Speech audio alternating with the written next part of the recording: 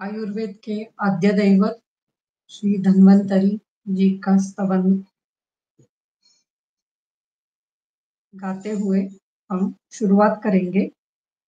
शंखं चक्रं जलौकां दधतामृतघटं चारुदोर्भिश्चतुर्भिः सूक्ष्मस्वच्छातिरुद्यां शुकपरिविलसन् मौलिमं भोजनेत्रं कालाम्बोदोज्ज्वलाङ्गं कटितटविलसश्चारुपीताम्बराढ्यं वन्दे धन्वन्तरिं निखिलगदवन प्रौढदावाग्निलीलम्।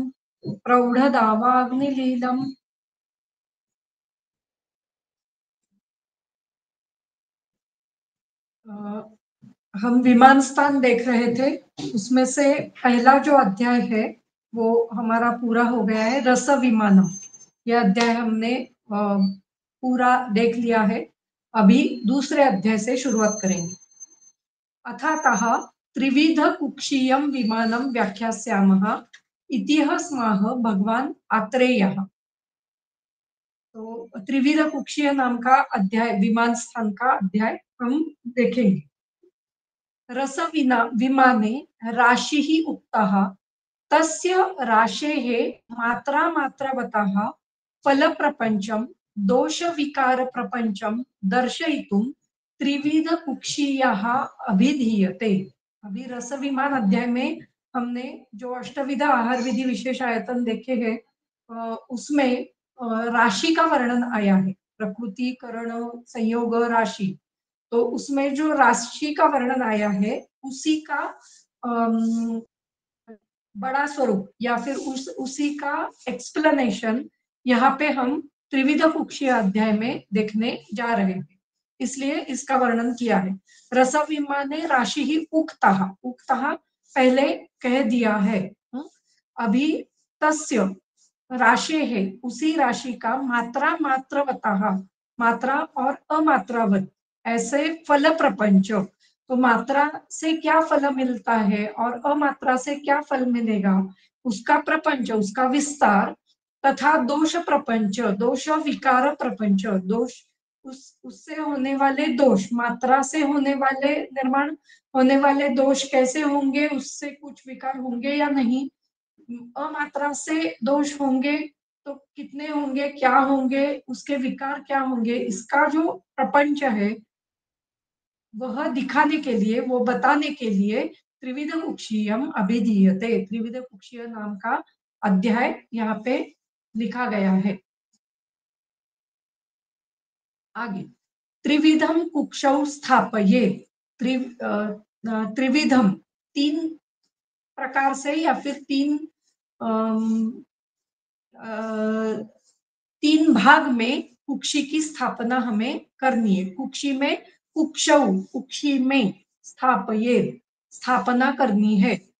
अवकाशांशम आहारस्य आहार उपयुञ्जानः। अभी ये अवकाशांशम मतलब कुक्षौ अवकाशांशम, कुक्षी में जो अवकाशांश है उसमें आहार उपयुञ्जानः, आहार का उपयोग लेते हुए, प्रेजेंट परफेक्ट टेंस।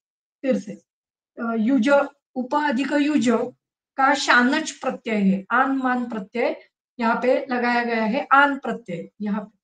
तो आहारम उपयुञ्जानः, जब हम आहार लेते हैं तब आहारस्य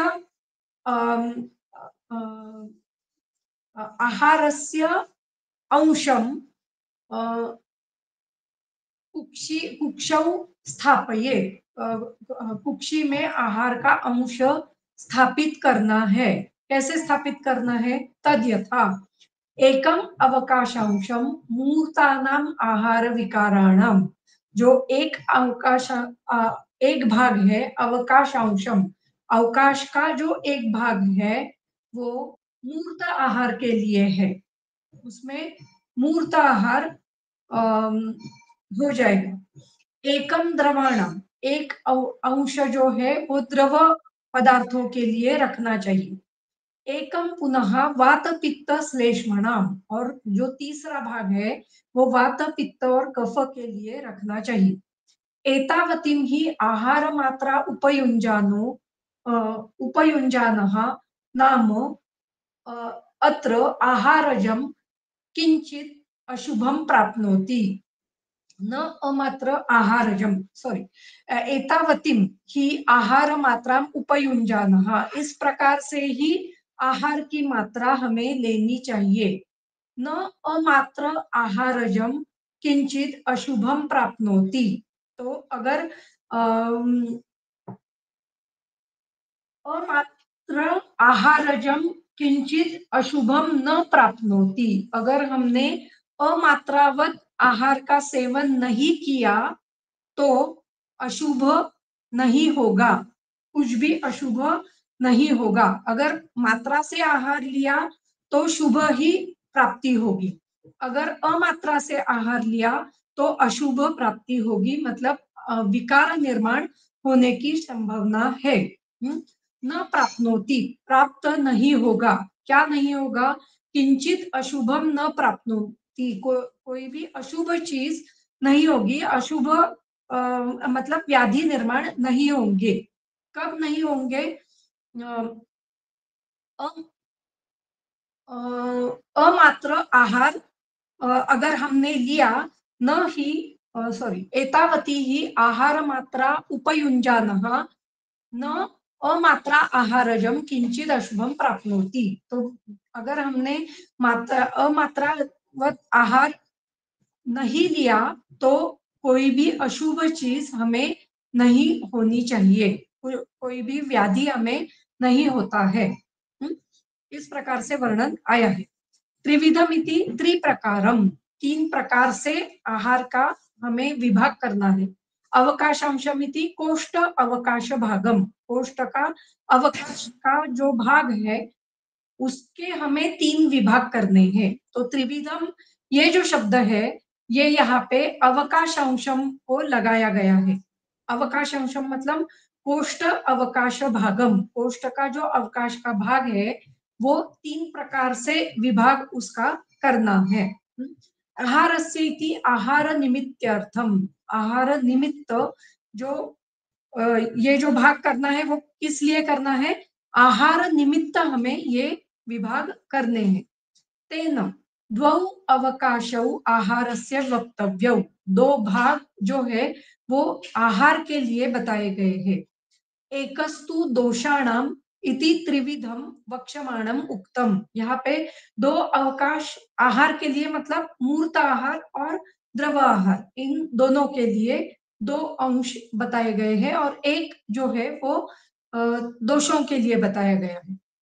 दोष अवकाश स्थापनम ही आहार उपकारत्वात् आहारस्य इति उच्यते। दोषों का जो दोषों के लिए जो अवकाश हमें रखना है वो आहार के ही उपयोगी होता है, मतलब आहार का पचन करने के लिए ही उपयोगी है।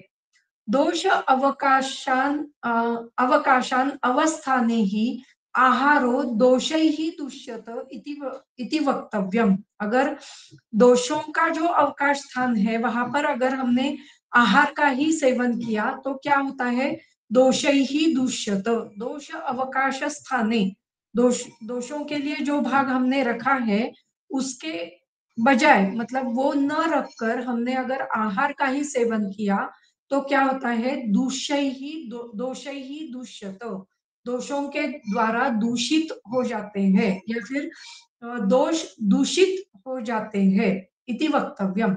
किम वा आहारस्य अवकाशांशम आशय रूपम कुक्षौ वक्षमाण विभागेन त्रिविधम स्थापयेत इति अर्थः। तो और एक यहाँ पे वर्णन किया है या फिर और एक अर्थ यहाँ पे निकाला है कि आहारस्य अवकाश अंशम, आहार का जो अवकाश अंश है वो आशय रूपी जो कुक्षी है उसमें तीन प्रकार से उस स्थापित करना है। जो मैंने बताया था, जिस प्रकार मैंने अभी अर्थ बताया था वैसे उन्होंने अर्थ यहाँ पे बताया है, लेकिन दूसरा अर्थ ऐसा है कि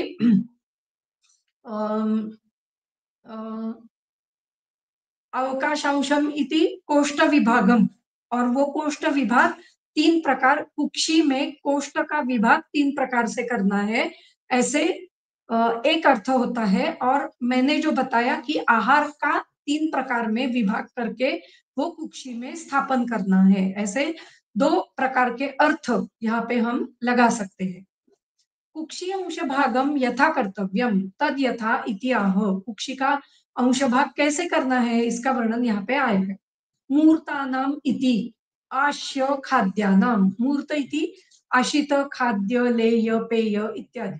द्रवाणाम इति सॉरी, मूर्तानाम मतलब आश्य और खाद्य, द्रवाणाम इति लेय पेय। तो यहाँ पे चार जो विभाग है, 4 प्रकार का, चतुर्विध प्रकार का जो आहार है वो 2-2 में डिवाइड किया है। मूर्त मतलब आशित खाद्य जो हम चबा के खाते हैं, और द्रव मतलब लेय पेय, इस प्रकार का जो आहार है वो उसके लिए एक भाग बताया गया है। इह च अंश शब्दो न सम प्रविभागे वर्तते किंतु यथोचित विभागे तेन मूर्तानां बहुभागो भवति इति ज्ञेयम्। तो यहाँ पे जो अंश शब्द है वो सम विभाग के लिए नहीं बताया गया है, मतलब एकदम 1:3, 2:3, 3:3 ऐसे नहीं करना है, या फिर मतलब सिर्फ एक भाग, 3 भाग किए हमने, तो 1/3 भाग मूर्त, 1/3 भाग द्रव और 1/3 भाग छोड़ देना है, ऐसे ऐसा विभाग यहाँ पे नहीं बताया गया है। यह च अंश शब्दो न सम प्रविभागे वर्तते, सम एकदम सम भाग करना है ऐसे नहीं है। किंतु यथोचित विभागे तेन मूर्तानां बहुभागो भवति। तो यथोचित जितना आहार हम ले रहे हैं उसमें मूर्त भाग अगर थोड़ा ज्यादा हो गया तो इतना प्रॉब्लम नहीं आएगा। इसलिए मूर्तानां बहुभागो भवति, मूर्त जो है वो थोड़ा सा ज्यादा हो जाएगा तो भी कोई दिक्कत नहीं होती है। वात पित्त श्लेष्माणाम यद्यपि भिन्न, हाँ यहाँ पे वो वर्णन पूरा हो गया है कि त्रिविध कुक्षौ, यहाँ का वर्णन, इसका जो वर्णन है ये यहाँ पे पूरा हो गया है। तो इनका कहना ऐसा है कि मूर्त अगर पदार्थ थोड़े ज्यादा हो गए तो इतनी दिक्कत नहीं आती है। दोषों के लिए या द्रव विभाग के लिए थोड़ा कम भाग रह जाएगा, या फिर अगर हम आहार ले रहे हैं उसमें अगर हम द्रव भाग थोड़ा कम लेंगे तो भी चलता है, लेकिन उसकी जो मात्रा होनी चाहिए, परिग्रह जो होना चाहिए, उसमें एक भाग मूर्त एक भाग द्रव इतना ही बैठना चाहिए, उससे ज्यादा मतलब एक भाग जो हम वात पित्त कफ के लिए देने वाले हैं वो अगर हमने नहीं छोड़ा तो वो दोष कुक्षी को भी दूषित करेंगे, और बाद में वो ज्यादा मात्रा में निर्माण होने के बाद या फिर पूरे आहार को दूषित करते हुए व्याधियों की निर्मित करेंगे। तो इसमें अगर हमने एक आध दिन ऐसे हो गया कि सिर्फ द्रव आहार ही ज्यादा सेवन कर लिया तो हमें मूर्त आहार थोड़ा कम लेना चाहिए। बहुत बार ऐसे करना है कि मूर्त आहार ये अधिक मात्रा में लेना है, लेकिन कभी कभी अगर मूर्त आहार कम लिया और द्रव भाग ही ज्यादा लिया तो भी यहाँ पे दिक्कत नहीं आती है, लेकिन जो हिसाब यहाँ पे दिया है उसके हिसाब से ही हमें आहार का सेवन करना चाहिए। आगे, वात पित्त श्लेष्माणाम यद्यपि भिन्नानि स्थानानि तथापि मूर्त आहारादि भाग अपेक्षया मिलितानां किंचित स्थानं भवति एकत्वेन आराध्य आरोप्य अत्र एकम इति कृतम। तो वात पित्त कफ के स्थान जो बताए गए हैं वो अलग अलग है, जैसे कि कफ का स्थान पूर्व प्रदेश है, पित्त का स्थान पित्ताशय मध्य भाग है, और वात का स्थान नीचे का मतलब पक्वाशय, ऐसे बताया गया है। लेकिन यहाँ पे जो मूर्त आहार के अपेक्षा से जो मिलित कुक्षी अंश बताया गया है, इससे यहाँ पे एक ही स्थान या फिर एक ही भाग ये इसके लिए दोषों के लिए है, ये वो बताना चाहते हैं। इसलिए यहाँ पे वो आरोप अध्यारोपम एकमिति कृतम, मतलब वात पित्त कफ के लिए एक ही भाग ऐसे बताया गया है। एक्चुअली उनकी जो उत्पत्ति है वो अलग अलग स्थान पे होती है, कफ स्थान में या फिर पूरब प्रदेश में कफ की उत्पत्ति होती है, जो पक्वा पित्ताशय है वहां पे पित्त की उत्पत्ति होती है, और पक्वाशय में वात की उत्पत्ति होती है। लेकिन फिर भी यहाँ पे वात पित्त कफ की एक साथ उत्पत्ति एक जगह पे ही कुक्षी के हिसाब से ही उसका वर्णन किया गया है, ये अध्यारोप वहां पे किया गया है। ननु कुक्षी अंश विभागेन कृते अपि आहारे प्रकृति गुरुवादि दुष्ट द्रवज दोषो दृश्यत इति आह न अमात्र आहार जातम आहारजम इति प्रकृत्यादि दोषकृतम तु प्राप्नोति एव इति अर्थः। तो ननु कुक्षी कुक्षी अंश विभागेन, कुक्षी का विभाग करते समय आहारे अपि कृते अपि आहारे प्रकृति गुरुवादि दुष्ट द्रवज दोषो दृश्यत। तो प्रकृति से गुरु जो आहार होता है, प्रकृति गुरुवादि दृष्ट द्रवज दोषो, अगर हमने द्रव आहार का सेवन अधिक मात्रा में किया जो प्रकृति से गुरु है, प्रकृति गुरुवादि दुष्ट द्रवज दोषो दृश्यत, इसलिए यहाँ पे बताया गया है न अमात्र आहारजम किंचित अशुभम प्राप्नोति।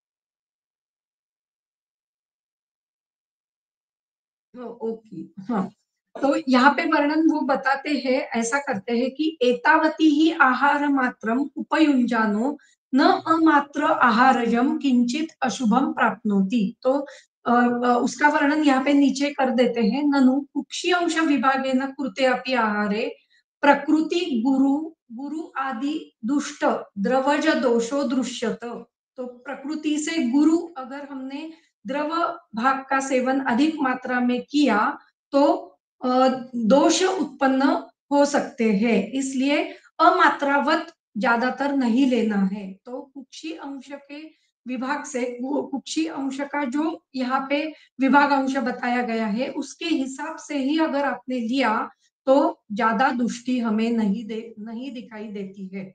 इसलिए न अमात्र आहारजम इति इसका वर्णन कर देते हैं। प्रकृत्यादि दोष कृतम तु प्राप्नोति, वह जो दुष्टि होती है वो प्रकृत्यादि से ही हो जाती है, मतलब प्रकृति से गुरु अगर हमने कोई भी द्रव्य का सेवन किया तो उस प्रकृति की वजह से दोष उत्पन्न हो जाते हैं। तो इसलिए यहाँ पे ऐसे वर्णन आता है कि केवल मात्रा से हमने हमें आहार का ये नहीं करना है, इसका एक यहाँ पे शुरुआत उन्होंने की है, आगे उसी के बारे में बताते हैं कि केवल मात्रा हमें नहीं देखनी है, तो प्रकृति इत्यादि से भी आहार का हमें मेजरमेंट या फिर प्रकृति इत्यादि से भी आहार कितना लेना चाहिए, क्या कितनी उसकी मात्रा होनी चाहिए, इसका विचार हमें करना चाहिए। तो इसका वर्णन यहाँ पे करते हैं। न च केवलम, यहाँ पे पूरा अच्छा डिस्क्रिप्शन आया है। न च केवलम मात्रावत्वाद एव आहारस्य कृष्णम आहार फल सौष्ठवम आप्तुम शक्यम, केवल मात्रा से ही आहार का संपूर्ण आहार फल का सौष्ठव किंवा सुष्ठुता प्राप्त करना शक्य नहीं है। प्रकृत्यादीनाम अष्टानाम आहार विधि विशेषायतनानाम प्रविभक्त फलत्वात्, प्रकृति इत्यादि जो अष्टविध आहार का आहार विधि विशेष आयतन है उसका अलग अलग फल प्रविभक्त फल हमें दिखाई देता है। तदेव स्फोरयति न च इत्यादि सौष्ठवमिति सुष्ठुत्वम भारद्रक्यम इति अर्थः। भारद्रक्यम मतलब कल्याणकारी, सुष्ठुता मतलब सुखकारकता अथवा कल्याणकारिक कारकता। तो जो हम आहार लेते हैं, केवल मात्रावत आहार लिया तो अच्छा फल मिलता है, ऐसे नहीं है। तो अ, बहुत बार प्रविभक्त फल हमें देखना पड़ता है। किसका प्रविभक्त फल? तो प्रकृत्यादि जो अष्टविध आहार विधि विशेष आयतन है, उनका अलग-अलग फल हमें देखना पड़ता है।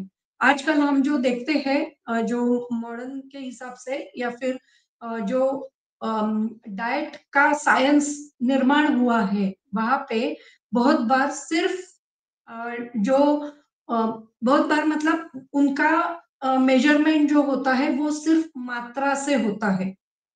केवल मात्रा ही देखते हैं या फिर उसकी कैलोरीज जो आहार जो लेते हैं उसकी कैलोरीज देखी जाती है। तो वो आहार कितना एनर्जी देता है, उसकी कितनी एनर्जी मिलती है उससे, उसका ही हिसाब किया जाता है। लेकिन वो जो आहार है, उससे शरीर में क्या लक्षण दिखाई देने वाले हैं, ये सिर्फ आयुर्वेद ही बताता है। दूसरा है कि ये सभी जो आहार है वो कहाँ पे बने हैं, वो जो आहार है वो किस देश में बने हैं, उसकी क्वालिटी देश के हिसाब से उनकी क्वालिटी क्या है, काल के हिसाब से उनकी क्वालिटी क्या है, वो सिर्फ आयुर्वेद ही बताता है। और एक कि शरीर में मतलब कौन से प्रकृति के लिए कौन सा आहार योग्य है, कौन से देश में वो खाया जा रहा है, उसके हिसाब से शरीर में होने वाले लक्षण कौन से हो सकते हैं, ये सभी जो है ये प्रकृति इत्यादि जो आहार विधि विशेष आयतन है, ये अगर हम नहीं पढ़ेंगे तो ये सभी बातें हम नहीं देख पाएंगे। अगर इनका हमने योग्य तरीके से अभ्यास किया, तो ही हम अच्छे डायटिशियन, अच्छे प्रैक्टिशनर हो सकते हैं। तो इसलिए इन सभी का विचार हमें करके रखना चाहिए। पेशेंट आने से पहले ही इन सभी का विचार हमारा होना चाहिए, तभी हमें योग्य पेशेंट के शरीर में कौन सा आहार अधिक मात्रा में जाता है और उससे कौन से दोषों की उत्पत्ति अधिक मात्रा में होती है, ये हमें समझ में आएगा। और अ, इसका मतलब है जो यहाँ पे लिखा है प्रविभिन्न फलत्वात्, तो उनका जो अलग-अलग फल है वो हमें समझ में आएगा। अगर कोई सिर्फ दूध, दूध के पदार्थ, पनीर या चीज़ इनका सेवन अधिक मात्रा में करता है, तो शरीर गुरु हो जाएगा। शरीर में अधिक मात्रा में गुरुता बढ़ जाएगी, स्थूलत्व अधिक मात्रा में हो जाएगा। अगर उसको ओकसात्म्य है, बचपन से वो ले रहा है, तो शरीर ओकसात्म्य हो जाएगा। तो उसमें सिर्फ पनीर चीज ऐसे है क्या? उसके साथ कैडबरी है, अगर कुछ दूध के जो दूध से बने हुए जो मिठाइयाँ हैं, वो है। इन सभी का विचार हमें करना चाहिए। अगर किसी के शरीर में पित्त ज्यादा हो रहा है, शरीर अगर उष्ण तीक्ष्ण अधिक मात्रा में हो रहा है, उष्ण हो रहा है, गर्मी शरीर की बढ़ रही है, तो हमें पित्त की के हिसाब से आहार क्या क्या होता है वो हमें मालूम होना चाहिए। किस आहार की वजह से शरीर में पित्त बढ़ रहा है वो हमें मालूम होना चाहिए, तभी हम योग्य तरीके से प्रैक्टिस कर सकते हैं। अगर वात बढ़ रहा है शरीर में, तो वो शरीर रुक्ष हो रहा है, कृश हो रहा है, तो वो किस वजह से हो रहा है, वो हमें उनको किस किस तरीके का औकसात्म्य है, वो हमें देखना चाहिए। अगर किसी के घर में सभी लोग बहुत कृश है, तो हमें देखना चाहिए उनका आहार कैसे होता है। हुँ? सभी लोग अगर स्थूल हो रहे हैं किसी किसी के घर में, तो हमें देखना चाहिए उनके घर में कौन-सा आहार ले रहे हैं। हुँ? गर्भिणी को कौन-सा आहार दिया जा रहा है। हुँ? अगर अगर जो बच्चे हैं वो उनको बचपन से ही कुछ डाइजेस्टिव प्रॉब्लम हो रहे हैं, तो हमें देखना चाहिए कि बचपन से उनको कौन सा आहार दिया जा रहा है, गर्भिणी को कौन सा आहार दिया दिया गया है। तो ये सभी बातें प्रकृति इत्यादि आहार विधि विशेष आयतनों पर निर्भर होती है। तो हमें उनका योग्य तरीके से अभ्यास करना जरूरी है। जो रसविमान हमने लिया उसमें हमने ये अभ्यास पहले ही कर चुके हैं हम। तो अभी हम आगे इसी अध्याय में जाएंगे जिसमें और अधिक मात्रा के बारे में वर्णन किया गया है। ये भी हमने देखा था, ये वर्णन जो है छठे श्लोक में वो हमने देखा था, फिर भी एक बार फिर से दोहराएंगे। तत्र अयम तावद आहार राशिम अधिकृत्य मात्रा अमात्रा फल विनिश्चयार्थम प्रकृतः एतावान एव ही आहार राशि विधि विकल्पो यावत् मात्रावत्वम अमात्रावत्वम च तत्र मात्रावत्वम पूर्वमुद्दिष्टम कुक्षी अंश विभागेन तद भूयो विस्तारेण अनुव्याख्यास्यामः। तद यथा कुक्षेः अप्रिय अपीडनम कुक्षेः अप्रपीडनम ऐसे ही लिखा है, यहाँ पे गलत है। कुक्षेः अप्रपीडनम, यहाँ पे पी चाहिए, पीडनम आहारेण हृदयस्य अनवरोधः पार्श्वयोः अविपाटनम अनतिगौरवम उदरस्य क्रीडनम इंद्रियाणां क्षुत्पिपासा उपरमः स्थान आसन शयन गमन उच्छ्वास प्रश्वास हास्य संकथासु सुखानुवृत्तिः सायं प्रातश्च सुखेन परिणमनम बलवर्ण उपचयकरत्वं च इति मात्रावतो आहारस्य लक्षणम आहारस्य भवति।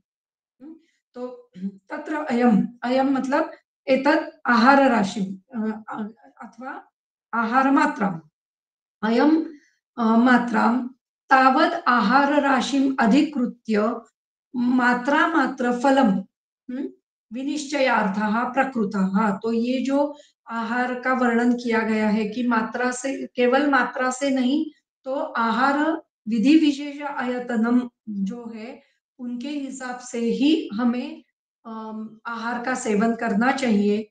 तो ये जो वर्णन है ये तावद आहार राशि अधिकृत्य, उसमें से जो आहार राशि है उसका अधिकार हम अधिक लेते हुए यहाँ पे मात्रा मात्र फल विनिश्चय करते हैं। तो या फिर उसी राशि से मात्रा और अमात्रा मतलब आहार की मात्रा आपने जो ली है वो मात्रा है या आपके लिए अमात्रा है, इसका फल विनिश्चय हमें करना पड़ता है या फिर उससे हमें फल विनिश्चय हो जाता है। एतावान एव ही आहार राशि विधि विकल्पो यावत मात्रात्वम अमात्रात्वम च। तो आहार राशि का जो विधि विकल्प है, आहार राशि कितनी लेनी है, वो मात्रा और अमात्रा इस पर निर्भर होती है। उसमें से मात्रा का वर्णन हमने अभी किया है कुक्षी अंश विभागे न। तो ऊपर जो वर्णन किया है वो कुक्षी का अंश बताते हुए आहार कितना लेना चाहिए उसका वर्णन किया गया है। तद भूयो विस्तरेण अनुव्याख्या अभी अधिक मात्रा से, भूयः मतलब विस्तार से, अधिक विस्तार से, भूयः मतलब अधिक, विस्तरेण मतलब विस्तार से यहाँ पे बता रहे हैं। क्या बता रहे हैं? तद यथा कुक्षेः अप्रपीडनम आहारेण, कुक्षेः कुक्षिका कुक्षेः इति ये कुक्षी इस शब्द की षष्ठी है। कुक्षी का क्या करना चाहिए? आहारेण अप्रपीडनम, आहार से उसको पीड़ा नहीं देनी है। मतलब इतना आहार लेना है जिससे कुक्षी में पीड़ा नहीं होनी चाहिए। कुक्षे है अप्रपीडनम आहारेण। बहुत बार ऐसे होता है कि अगर हम किसी शादी में वगैरह गए तो इतनी सारी चीजें होती है कि वो लेने के बाद कुक्षी में पीड़ा हो जाती है, बाद में हमें उठने को भी मन नहीं करता है। वो उसका वर्णन आया है, स्थान, आसन, शयन, गमन, उच्छ्वास, प्रश्वास, हास्य, संकथा, सुसुखानुवृत्ति ही। जब हम वहां पे जाते हैं तो ऐसे लगता है कि अभी यहाँ पे ही थोड़ी देर बैठ जाए, इतनी कुक्षी में पीड़ा हो जाती है। कुक्षे है प्रपीडनम आहारेण, कुक्षी में पीड़ा नहीं होनी चाहिए, अप्रपीडनम, पीड़ा नहीं होनी चाहिए। हृदयस्य अनवरोधः, अनेक अनेक बार ऐसे होता है कि इतनी बड़ी मात्रा में आहार लेते हैं कि उर प्रदेश में अवरोध हो जाता है, स्तंभ हो जाता है। पूरा प्रदेश में सांस लेने में तकलीफ हो जाती है, इसलिए उच्छ्वास, प्रश्वास, हास्य, कथा, सुसुखानुभूति, उच्छ्वास और प्रश्वास लेने में भी तकलीफ हो जाती है, इतना हृदय प्रदेश में अवरोध हो जाता है। हृदयस्य अनवरोधः, तो इतना आहार लेना है कि जिससे हृदय प्रदेश में अवरोध नहीं होना चाहिए। पार्श्वयोः अविपाटनम, पार्श्व प्रदेश में विपाट होना मतलब दुखना। तो अविपाटनम मतलब दुखना नहीं चाहिए, पार्श्व प्रदेश में दुखने लगता है। बहुत बार बहुत लोग होने के बाद उर प्रदेश में ऐसे हाथ लगाते हैं कि बहुत अभी बहुत खाना हो गया। तो पार्श्वयोः अविपाटनम, पार्श्व मतलब बाजू, जो पूर्व प्रदेश में जो दो बाजू है, या फिर उधर उधर तक, पूर्व प्रदेश और उधर इसके बाजू वाला जो पार्ट है उसको पार्श्व कहते हैं। तो पार्श्वयोः अविपाटनम, वहां पे विपाट नहीं होना चाहिए। अनति गौरवम उदरस्य, उदर में गुरुता नहीं आनी चाहिए, बहुत भर गया है अभी पेट, उदर प्रदेश में गुरुता आ गई है, तो ऐसे नहीं होना चाहिए। प्रीणनम इंद्रियाणाम, इंद्रियों का प्रीणन होना चाहिए। प्रीणन इसका मतलब, प्रीणन होना इसका मतलब है इंद्रिय अपना अपना कार्य योग्य तरीके से करनी चाहिए। अगर हम बहुत अधिक मात्रा में आहार लेते हैं तो बहुत बार ऐसे होता है कि नींद आ जाती है, तो इंद्रियों का जो कार्य है, नेत्र का जो कार्य है, वो नहीं हो पाता है। बहुत बार ऐसे होता है कि तंद्रा आ जाती है, तो कुछ सुनाई नहीं देता है, कम सुनाई देता है, या फिर कोई बातें कर रहा है तो ऐसे लगता है नहीं करना, नहीं करनी है, नहीं मुझे बातें भी नहीं करनी है, मुझे बोलना भी नहीं है, मुझे कुछ सुनना भी नहीं। तो ये जो है, ये प्रीणन नहीं है, ये अवरोध हो जाता है, इंद्रियों का अवरोध हो जाता है, इंद्रियां अपना अपना काम नहीं कर पाती है। तो इतना आहार लेना है जिससे इंद्रियों का प्रीणन हो जाए। क्षुत पिपासा उपरमः, क्षुधा और पिपासा उप अधिकरम, उप अधिकरम इसका मतलब है शांत हो जाना। तो क्षुत उपरमः, पिपासा उपरमः, क्षुधा और पिपासा कम होनी चाहिए। बहुत बार ऐसे लोग बोलते हैं कि खाने के बाद मुझे फिर से कुछ मीठा खाने की इच्छा होती, इसका मतलब है क्षुधा पूरी ही नहीं हो गई है। तो इसका मतलब कुछ ना कुछ दोष शरीर में होते हैं, तो हमें उस पर काम करना चाहिए। बहुत बार ऐसे लोग कहते हैं कि मुझे खाने के बाद बहुत पानी पीने की आदत है, या फिर बहुत तृष्णा हो जाती है, तो ये भी गलत है, तो ये नहीं होना चाहिए। क्षुधा और पिपासा शांत होनी चाहिए। यही अगर अधिक मात्रा में आहार लेते हैं या फिर अधिक मात्रा में आहार लेने की आदत है, तो इससे ये क्षुधा और पिपासा बिगड़ जाती है। तो जो जितनी क्षुधा हमें योग्य काल में लगनी चाहिए वो नहीं लगती है, और एक तो कम लगती है या फिर अधिक लगती है, ये भी नहीं होना चाहिए। मेरे पास एक पेशेंट था जिसको बहुत, कभी भी खाया खाने को दो भूख लगती है, भूख है, मुझे भूख है, मुझे भूख है, मैं कुछ भी खा सकता हूँ, ये भी गलत है। इसका मतलब ऐसा है शरीर में दोष, पित्त दोष ज्यादा बढ़ रहा है, तो ये भी कम होना चाहिए। शुद्ध पिपासा उमाई, वो जो है वो गलत क्षुधा है, या फिर उसका वर्णन भी आया है, मैं बताती हूँ बाद में। तेजोवह स्रोतस में अगर अग्नि बिगड़ गया है तो इस प्रकार की क्षुधा लगती है, तो ये गलत है। तो इसलिए हमें हम जो कार्य कर रहे हैं वो अग्नि पर ही कर रहे हैं। इससे क्या हो जाएगा, अग्नि ही योग्य हो जाएगा। अगर योग्य मात्रा में आहार लिया तो अग्नि ही योग्य होने वाला है। इसलिए क्षुधा भी योग्य काल में लगेगी और उतनी ही लगेगी जितनी जरूरी है। जितनी शरीर को योग्य रखने के लिए, शरीर में बल आने के लिए जरूरी है, उतनी ही क्षुधा लगेगी, उतनी ही पिपासा लगेगी। तो इतना ही आहार हमें लेना है जिससे क्षुधा और पिपासा शांत हो जाए।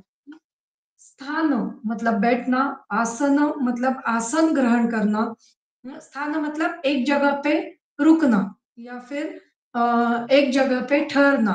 आसन मतलब बैठना, शयन मतलब सोना लेटना, गमन मतलब जाना, उच्छ्वास मतलब सांस छोड़ना, प्रश्वास मतलब श्वास लेना।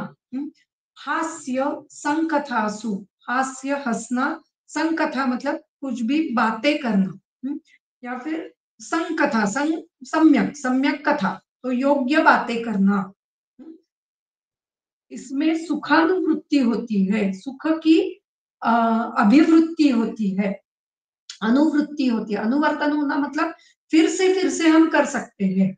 ऐसा नहीं होता है 10 मिनट अच्छा बातें कर रहा था, अभी लेट गया, अभी सो गया, इतनी नींद आ गई वो खाने से कि अभी 10 मिनट के बाद वो सो जाता है। ये गलत है। तो ये नहीं होना चाहिए, सुखानुभूति ही। सायं प्रातः सुखेन परिणमनम। सायं मतलब सुबह, सुबह का खाना खाने के बाद शाम को, और शाम का खाना खाने के बाद सुबह सुखेन, सुख से उसका परिणमन होना चाहिए। इसके इस पर मैंने विवेचन किया था। इसमें मैंने दो बातें बताई थी कि एक तो परिणमन होता है, इसका मतलब ऐसा है कि आहार पूरा पच गया है और मल प्रवृत्ति हो गई है।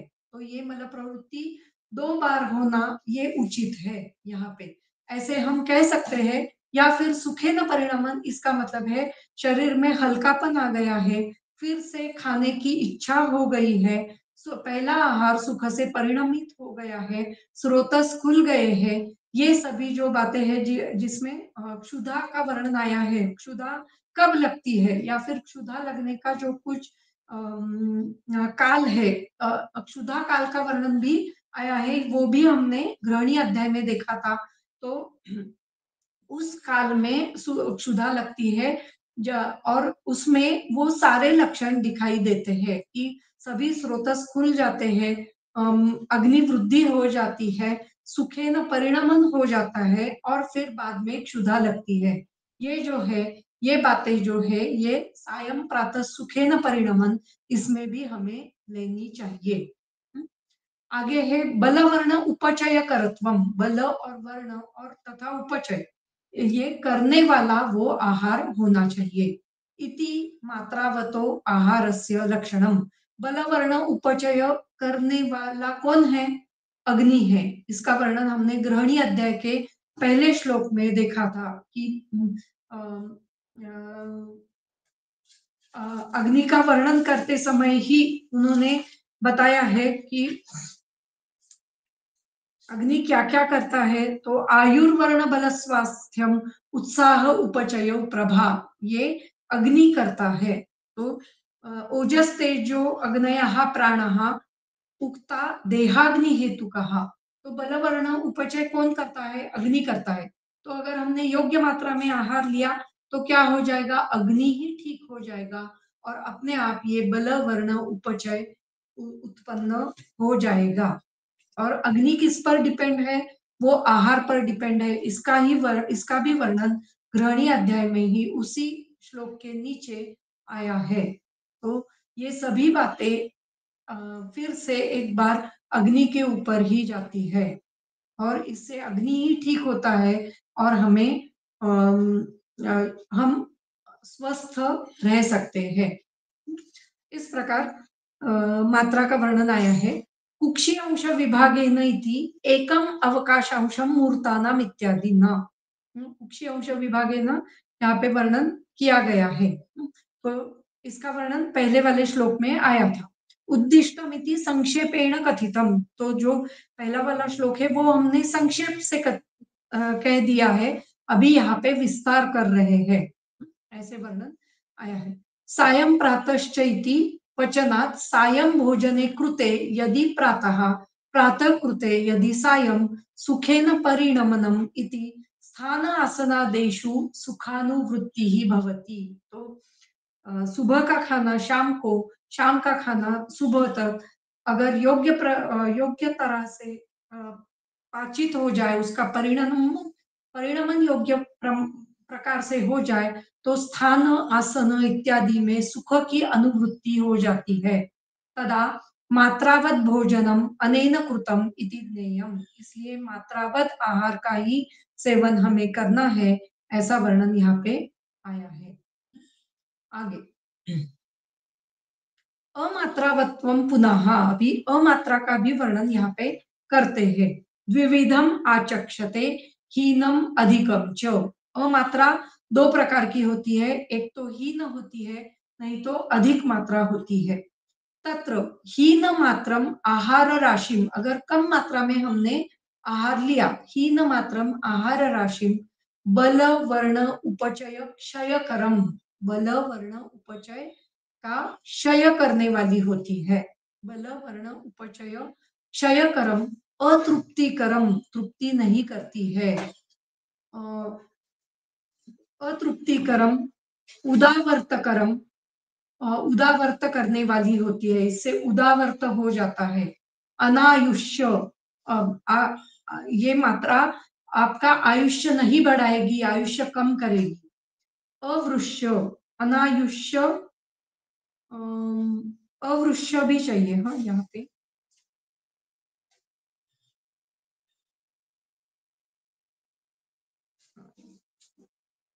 उदावर्तकरम, अनायुष्य, अनायुष्यम चाहिए था यहाँ पे।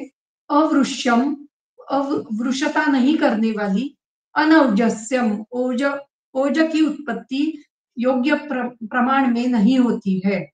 शरीर मन बुद्धि इंद्रिय उपघातकरम, शरीर मन बुद्धि और इंद्रिय इसका उपघात करती है।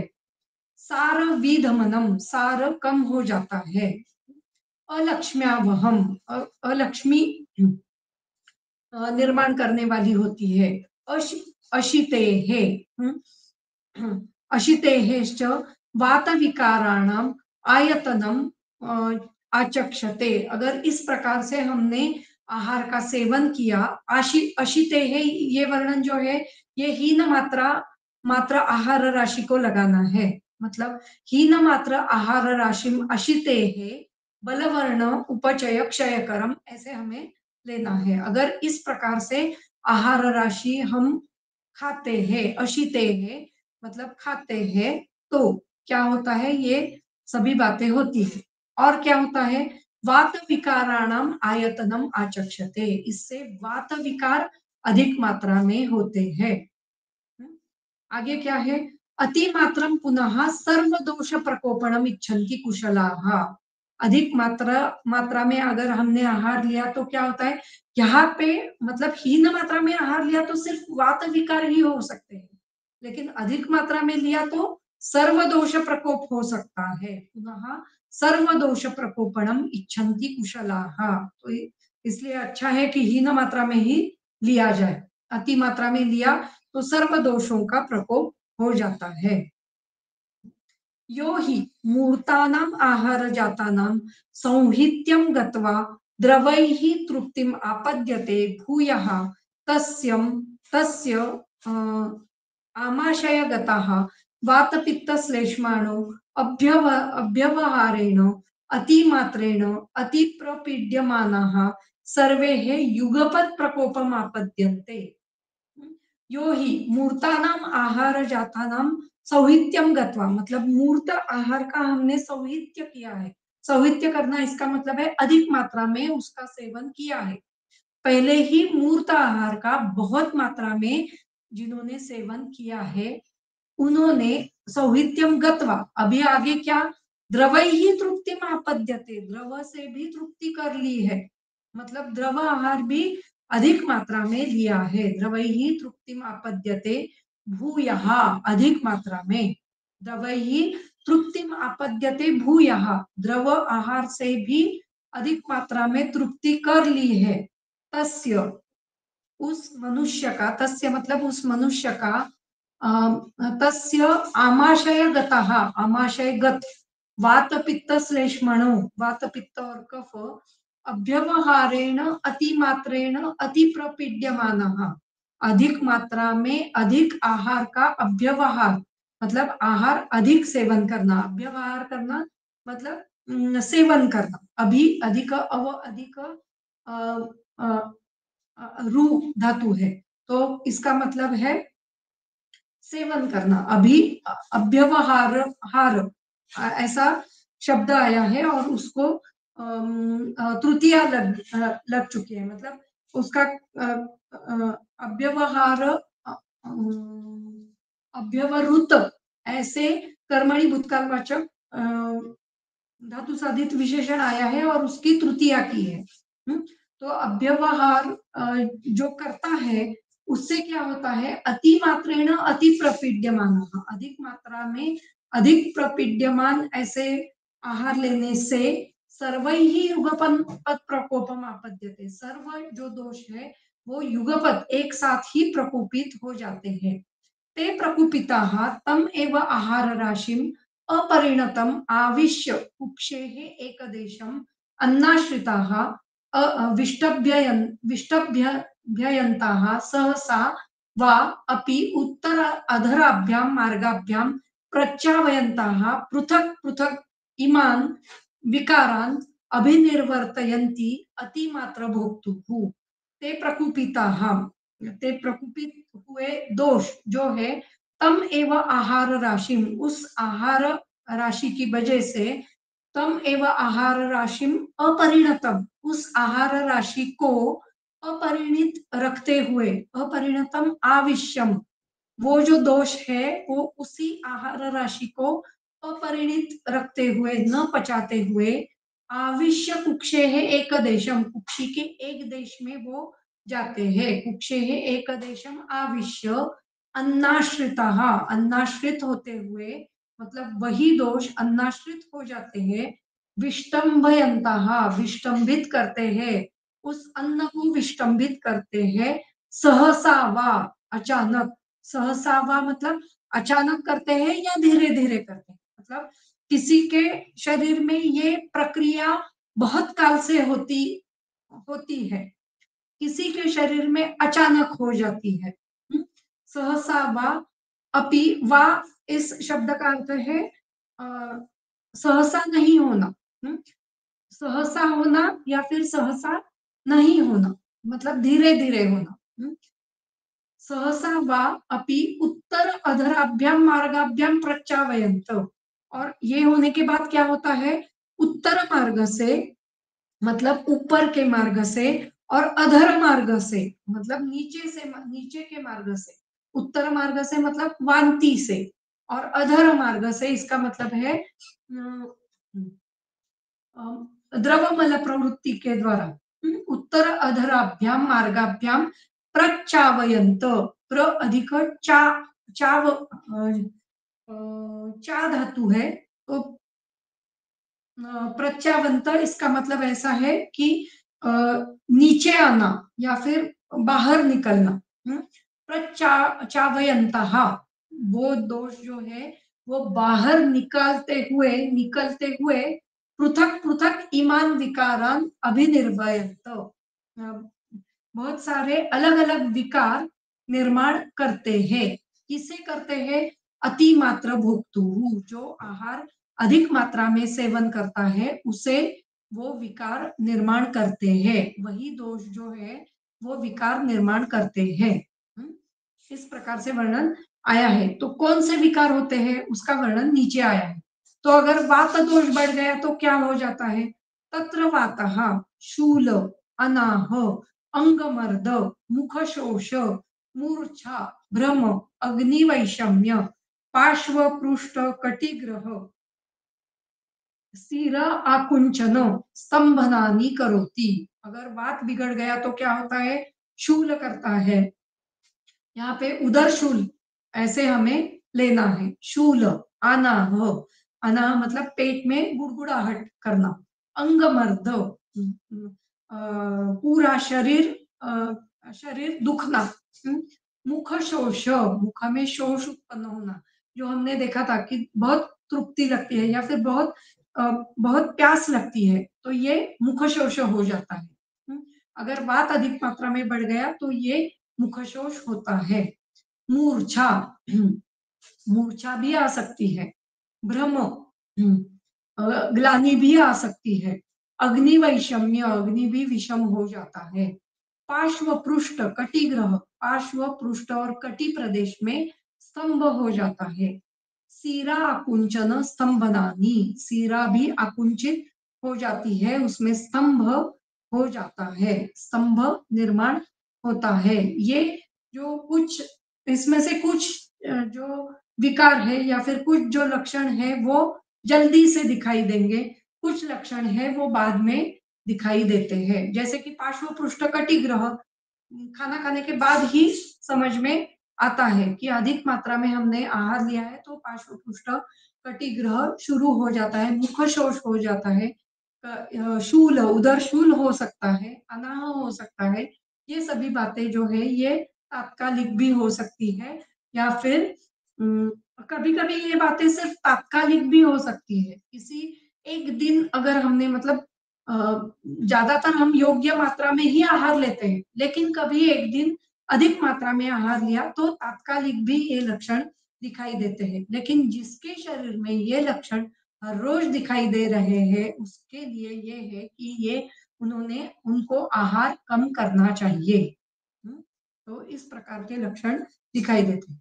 पित्तम पुनः ज्वर, अतिसार, अंतर्दाह, तृष्णा, मद, भ्रम, प्रलपनानी। तो पित्त की वजह से क्या होता है, ज्वर हो सकता है, अतिसार हो सकता है, अभ्यंतर कहीं पे दाह हो सकता है, जैसे उरोदाह है, उदरदाह है, या फिर गुददाह है, ये सभी हो सकते हैं। तृष्णा अधिक मात्रा में होती है, मतलब मुखशोष होना और तृष्णा लगना, ये दोनों जो है वो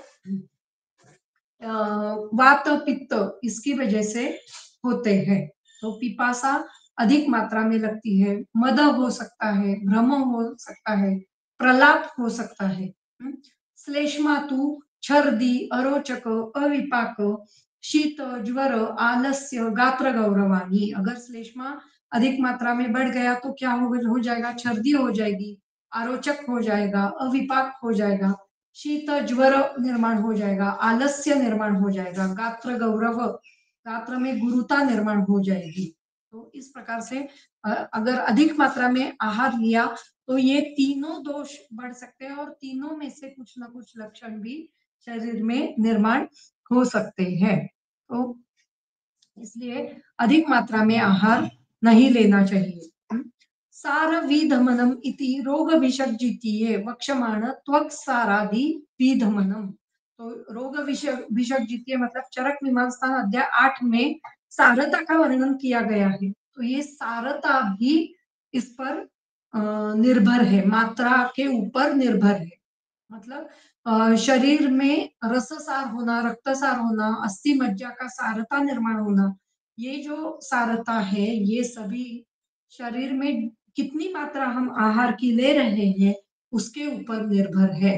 तो अगर हमने अधिक मात्रा में आहार लिया तो सार विधमन भी, सॉरी, कम मात्रा में आहार लिया तो जो सारता है वो कम हो सकती है। जो शरीर में सभी धातुएं योग्य मात्रा में बढ़ने चाहिए तो वो नहीं होगा, और शरीर का सार जो है वो कम हो जाएगा। आहार विकाराणाम इति करणे साहित्य योगात षष्ठी। यहाँ पे आहार विकार ये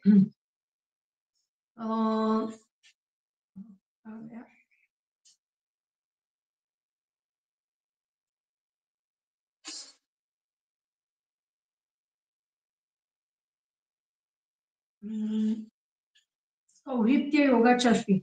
हाँ, मूर्तानाम आहार जातानाम, यहाँ पे आहार जातानाम जो वर्णन है वो वर्णन सौहित्य इस शब्द के योग के कारण वहां पे षष्ठी ली गई है, नहीं तो वहां पे षष्ठी का ये सप्तमी अर्थ है। यो ही मूर्तानाम आहार जातानाम करणे षष्ठी, करणे करण मतलब आहार ये साधन के स्वरूप है, सप्तमी अर्थ में नहीं है, साधन इस अर्थ से है। मतलब आहार अगर साधन स्वरूप अगर हमने उसका सौहित्य किया तो क्या हो जाएगा, ऐसे वर्णन हमें करना है। लेकिन सौहित्य ये शब्द आने आने की वजह से यहाँ पे षष्ठी लगाई गई है। आहार जाते न सौहित्यम ऐसे हम नहीं कर सकते हैं क्योंकि वो अर्थ योग्य नहीं होता है।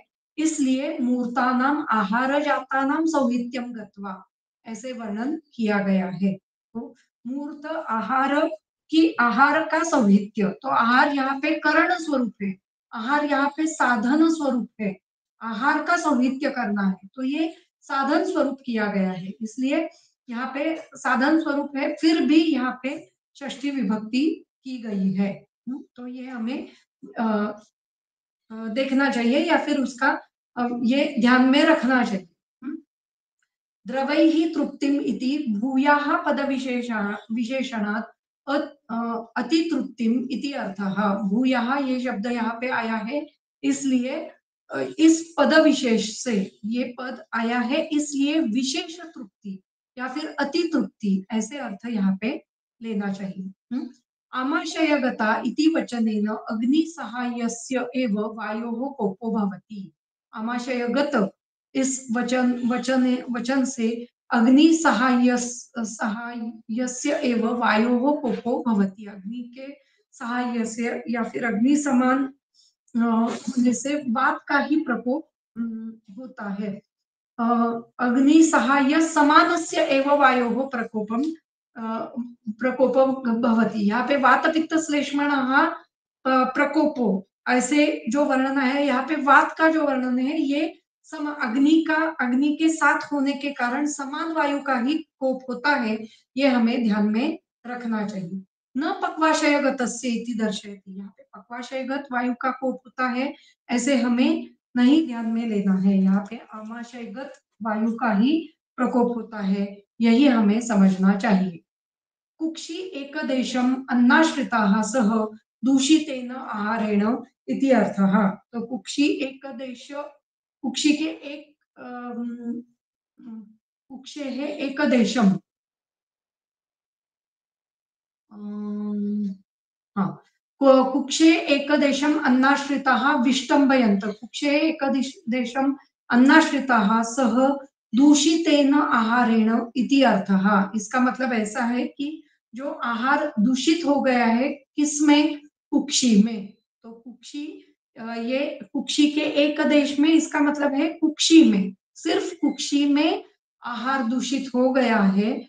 उस दूषित आहार की वजह से उत्तर या फिर अधर मार्ग से वो आहार बाहर निकलता है और अलग अलग विकारों की उत्पत्ति होती है, ऐसा वर्णन यहाँ पे आया है, इसलिए वो कुक्षे है एक देशम ऐसा वर्णन यहाँ पे करते हैं।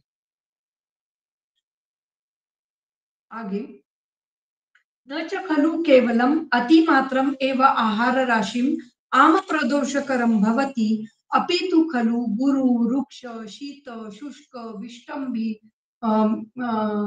द्विष्ट विष्टम्भि विदाहि अशुचि विरुद्धानाम अकाले च अन्नपानानाम उपसेवनम काम क्रोध लोभ मोह ईर्षा ह्रीशोक मानोद्वेग भय उपतप्त मनसा वा यद अन्नपानम उपयुज्यते तद अपि आमम एव प्रदूषयति।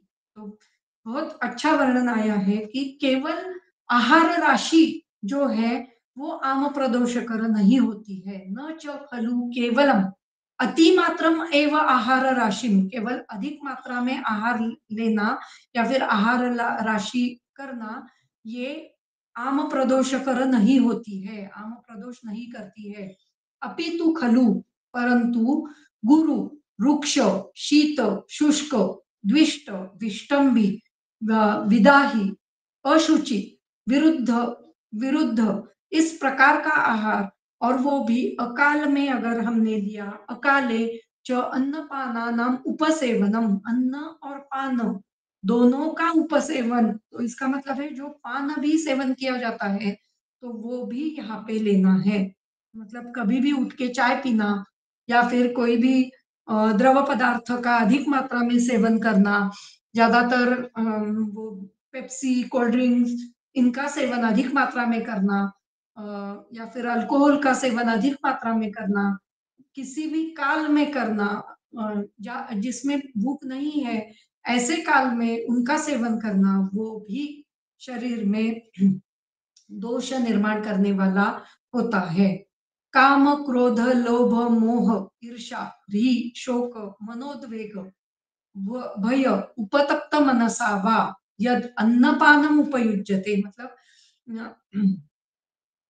अम, अ, अ, खाना ले ले रहे हैं और क्रोध उत्पन्न हो रहा है, या फिर मन में किस चीज को प्राप्त करने की इच्छा हो रही है, काम हो रहा है, लोभ हो रहा है, मोह हो रहा है, ईर्ष्या, किसी से द्वेष हो रहा है, अभी मैं उसको देखूंगा ही, अभी, या फिर मैं कुछ अभी उसको शिक्षा करने वाला हूँ, या फिर उसका बदला लेने वाला हूँ, ये बातें अगर मन में चल रही है तो शरीर में जो आहार हम लेते हैं उसके साथ वो भी दूषित हो जाता है। री री का मतलब है, देखना पड़ेगा थोड़ा। री अ, शोक, शोक मालूम है, शोक करना, इसलिए शोक में नहीं खाते हैं। मतलब जब शोक हो जाता है, किसी किसी के घर में अगर मृत्यु हो जाती है, तो अगर शोक है तो उस काल में खाना नहीं पचता है, इसलिए वो नहीं खाते हैं। तो शोक, मान है अगर, मतलब मैं अगर किसी भी अपने चीजों के ऊपर अगर बहुत मान है, गर्व है, तो उस मान की वजह से भी आम प्रदूषित हो जाता है। उद्वेग है, अगर हेलो, हाँ, री म्हणजे लज्जा। री। लज्जा, लज्जा, हाँ, री म्हणजे लज्जा, हाँ बराबर है, लज्जा है, ये याद नहीं आ रहा था, री मतलब लज्जा, तो लज्जा है तो भी अन्न योग्य मात्रा में नहीं पचता है, मतलब बहुत मतलब किसी किसी घर में या फिर किसी पंथ में स्त्रियों को बहुत लज्जा होती है, वो किसी के सामने भी नहीं खा सकते, ऐसा है। या फिर जो आदिवासी वगैरह लोग होते हैं वो हमारे सामने नहीं खाते हैं, उनको लज्जा लगती है, और अगर हमने उनको खाने के लिए बोला या फिर खाने के लिए उद्युक्त किया तो शायद उनके शरीर में भी आम हो सकता है, तो ये भी हमें देखना चाहिए। अगर लज्जा है तो नहीं देना है। शोक, मान, उद्वेग, भय, या फिर कोई अगर हमारे यहाँ काम करने के लिए आता है तो वो लोग भी ज्यादा हमारे सामने नहीं खाते हैं, तो वो अगर ऐसा है तो उनको पैक करके देना है, आप अपना अपना खा लो, ऐसे कहना है। री, शोक, मान, अगर बहुत गर्व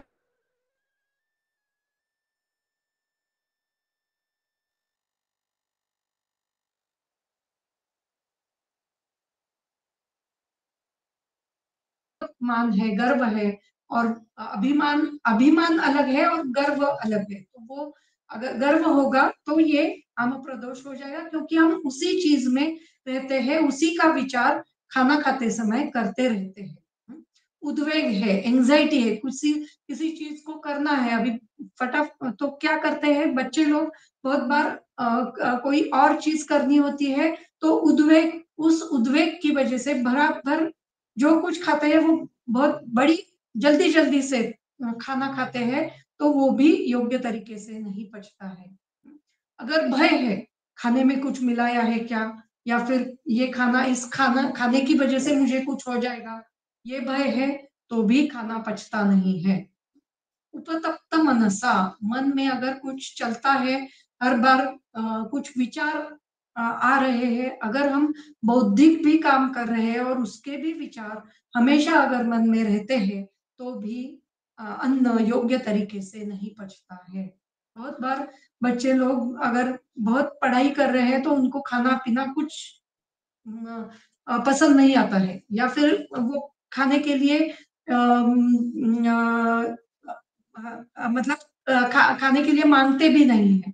तो उनको अगर देना है तो हल्का खाना देना चाहिए, तो जिससे वो योग्य तरीके से उनका जो बौद्धिक कार्य है, वो कर पाते हैं। तो इस प्रकार से हमें आहार पर ध्यान देना चाहिए। आहार लेते समय वो कैसे लेने हैं, ये सभी बातें जो है, ये आयुर्वेद में बहुत अच्छी तरीके से बताई गई है। इसका हमें विचार करना चाहिए और जो आजकल जो रोग हो रहे हैं, वो इनकी वजह से है क्या, इस पर अभ्यास होना बहुत ही ज़रूरी है।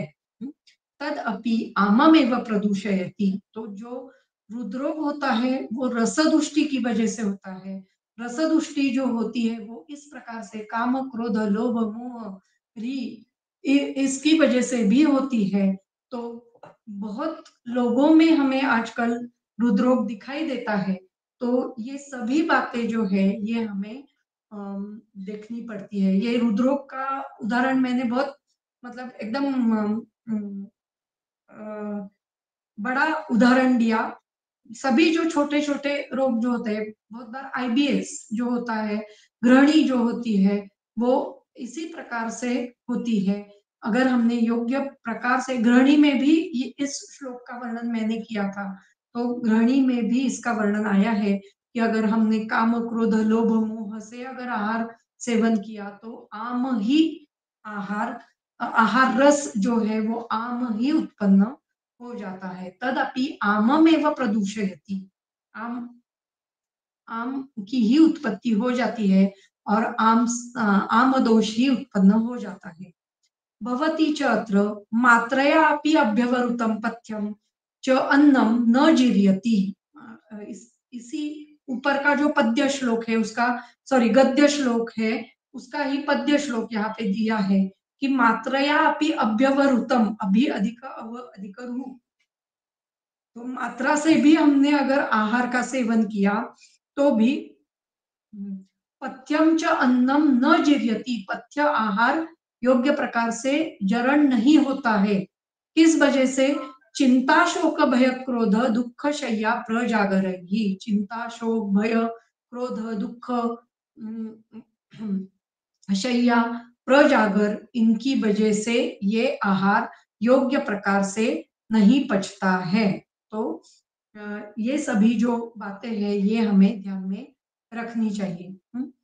अतिमात्राशन जन्यत्वेन आमदोष प्रदोषे वक्तव्ये अन्यतःश्च यत् आम प्रदोषो भवति तम आह। अभी इससे पहले हमने अतिमात्राशन जो आहार है, अतिमात्राशन होने से जो आम प्रदोष होता है, उसका वर्णन हमने देख लिया है। वक्तव्य, उसका वर्णन होने के बाद, वक्तव्य करने के बाद, अन्यतः अन्य कुछ चीजों से जो आम प्रदेश होता है, उसका वर्णन यहाँ पे करते हैं। न च खलु इत्यादि कामादिभिः मानस उपघातः प्रभावाद एव अन्नम दूषयति, काम इत्यादियों से मानस उपघात हो जाता है और उससे प्रभाव से ही अन्न दूषित होता है। मतलब काम इत्यादियों का प्रभाव के कारण आम प्रदोष होता है। एवं अशुचि अपि अन्नम अशुचित्वेन ज्ञातम मनस उपघातकत्वात् आम प्रदूषकम भवति।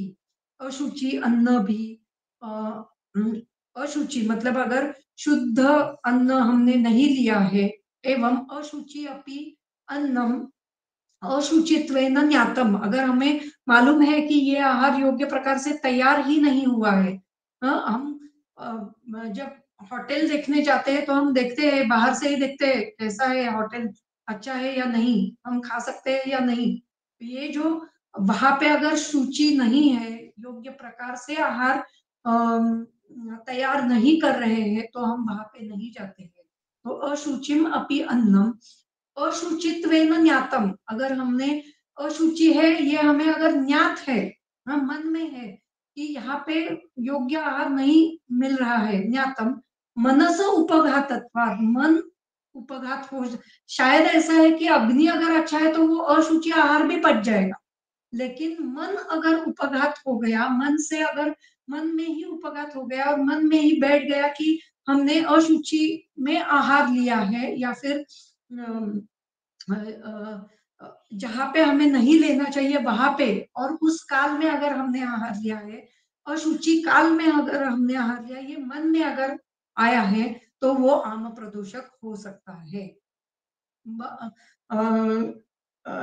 हमारे यहाँ प्रथा है कि अगर हम किसी के मयत को जाएंगे, मृत्यु अगर किसी का हो गया है, तो वहां से आने के बाद अशुचि होती है, तो अगर उस काल में अगर आहार लिया, तो बहुत बार किसी किसी को लेना पड़ता है ऐसे आहार, लेकिन मन में अगर है किसी के, नहीं हमने अशुचि में आहार लिया है, तो वो आहार भी मन को उपघात करने वाला हो सकता है। तो इस तरीके से अशुचि, इसका अर्थ हमें अलग अलग प्रकार से देखना चाहिए। आगे है आमस्य अपक्वस्य आहारस्य प्रदोष आम प्रदोषः। आम अपक्वस्य आहारस्य आमस्य, मतलब जो आहार जो है वो अपक्व रह गया है, या फिर जिसका आम हो गया है, मतलब जो आम में परिणत हो गया है, ऐसा जो प्रदोष है, प्रकर्षेण दोषाः इति आम प्रदोषः, इसको आम प्रदोष कहते हैं। आमम एव प्रदूषयति, आम यही दोष उत्पन्न करता है, आम ही दोष उत्पन्न हो जाता है, मतलब आहार का परिणमन आम में ही होता है। आममेव प्रदूषयति, तत्र कर्म कर्तृत्वे अच दुष्टम भवति इति अर्थः। यहाँ पे मतलब कर्म जो है वही क्रिया कर रहा है, कर्म कर्तृत्वे ऐसा वर्णन किया है। यहाँ पे कर्म कर्तृत्व अच, ये पाणिनीय व्याकरण का वर्णन आया है।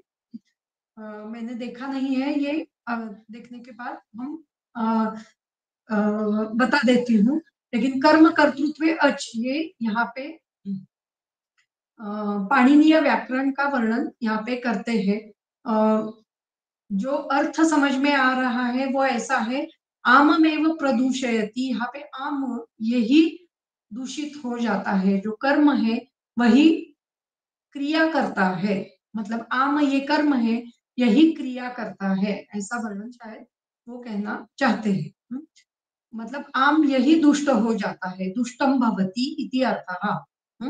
किम आमम अपक्वम सद दुष्ट दोष संपर्कात् शरीरम दूषयति। आम जो अपक्व है, मतलब आम मतलब अपक्व आहार, ये जो है ये क्या होता है, सद दुष्ट दोष संपर्कत्वात्, जो दोष है मतलब त्रिदोष है, सद दुष्ट मतलब जो दोष निर्माण हो जाते हैं, वात पित्त कफ, इनके संपर्क के कारण, संपर्क शरीरम दूषयति, आम जो है वो वात पित्त कफ के साथ दूषित हो जाता है और शरीर को दूषित करता है।